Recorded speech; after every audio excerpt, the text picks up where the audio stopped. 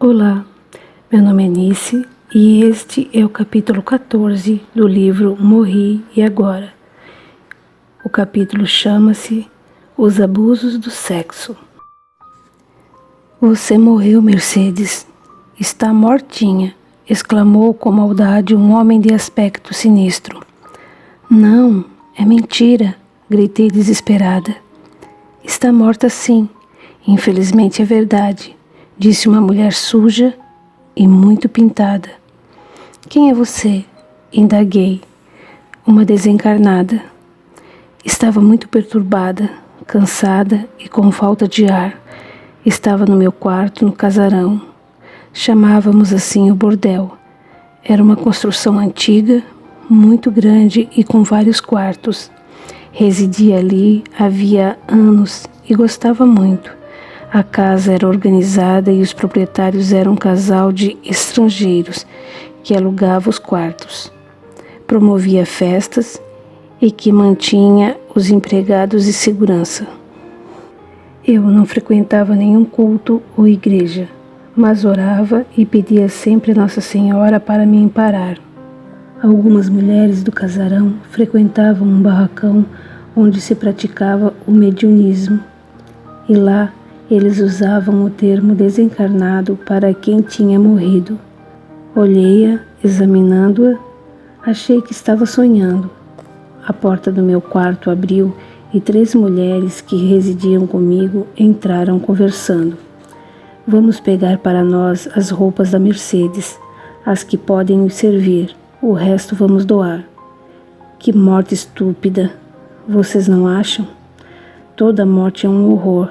Não acredito que Mercedes tenha se suicidado. Para mim, ela não se suicidou. É mais fácil para a polícia e para os proprietários dizer que ela se matou. Um crime sempre é mal visto. Temos de nos cuidar. Ninguém dá valor à vida de uma prostituta. Conversavam sem parar, falando de mim. Pegaram tudo o que era meu e saíram. Quero acordar, gritei batendo a cabeça na parede. Mercedes, falou a mulher que se denominou desencarnada. Calma, você de fato morreu. Eu? Morri?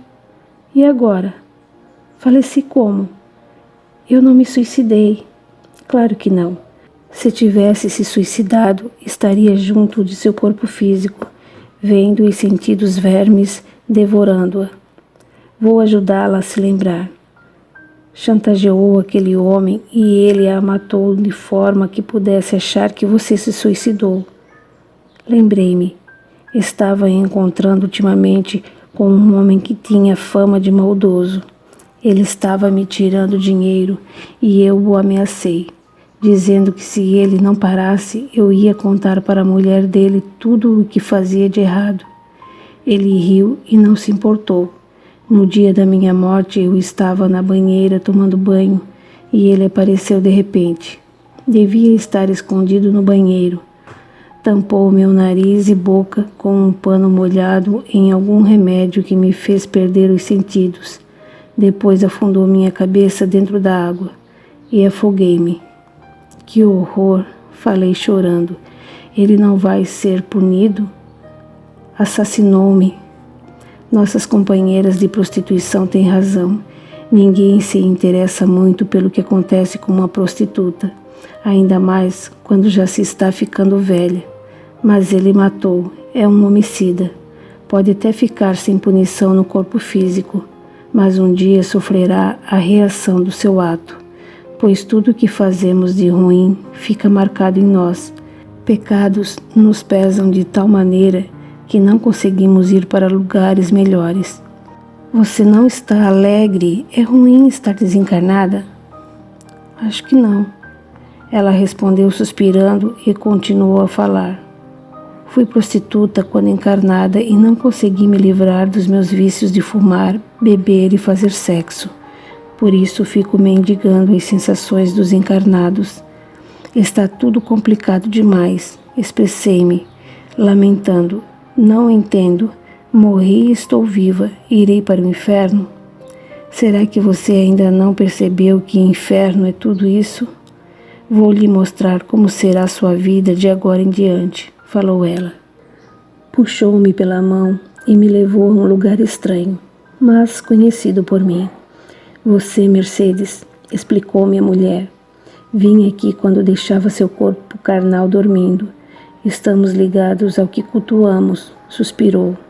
Tive um nome quando encarnada. Chamava-me Vera. Você irá viver neste lugar e, para se alimentar, terá de sugar energias dos que estão encarnados lá no bordel. Você é viciada e a morte não nos livra dos vícios. Sentirá vontade de fumar, beber e fazer sexo, bem como de se alimentar e também terá dores. Você deve ter cuidado e ser cautelosa. Aqui temos chefes e a aconselho a obedecer, senão receberá castigos terríveis. Aquela mulher me mostrou tudo. Ali havia algumas casas e um salão enorme para festas. Vi muitas pessoas que pareciam ter relações sexuais no chão, pelo gramado, feio e seco, sem se importar com os outros. Havia pessoas ali que eram diferentes, ela me explicou.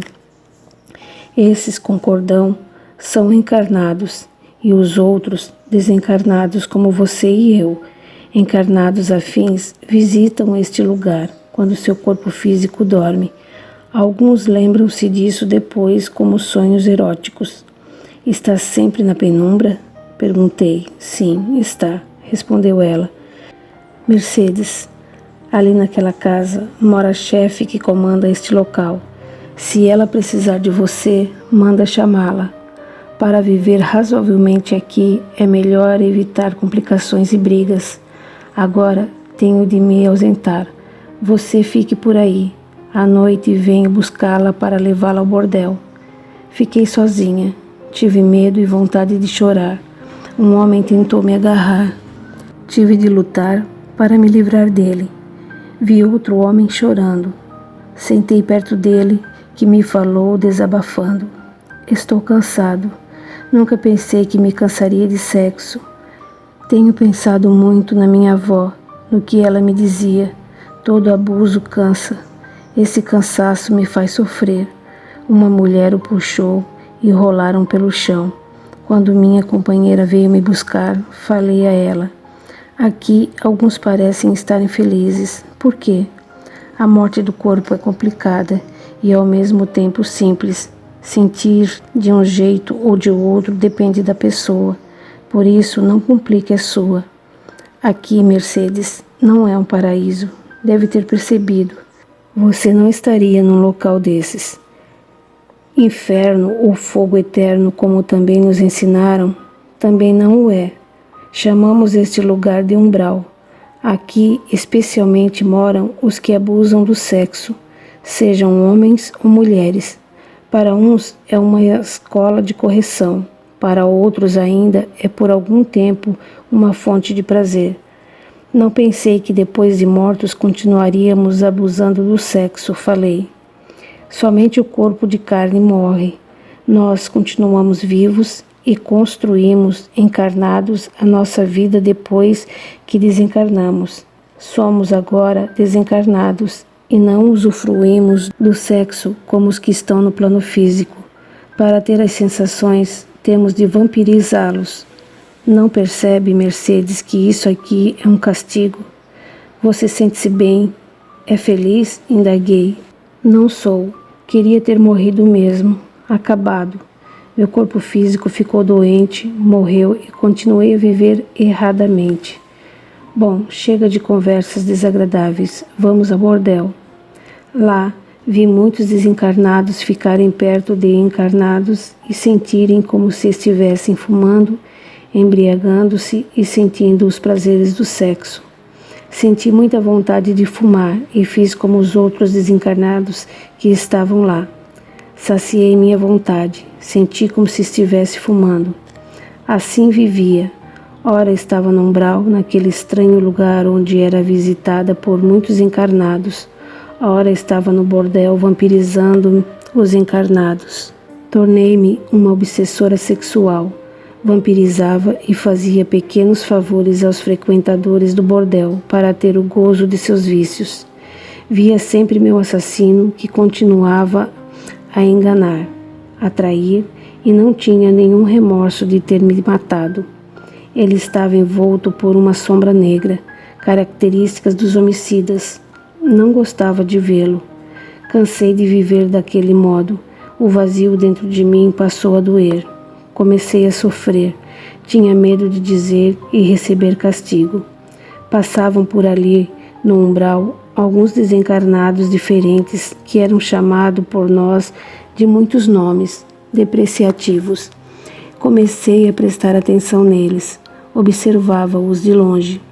Eram tranquilos e felizes.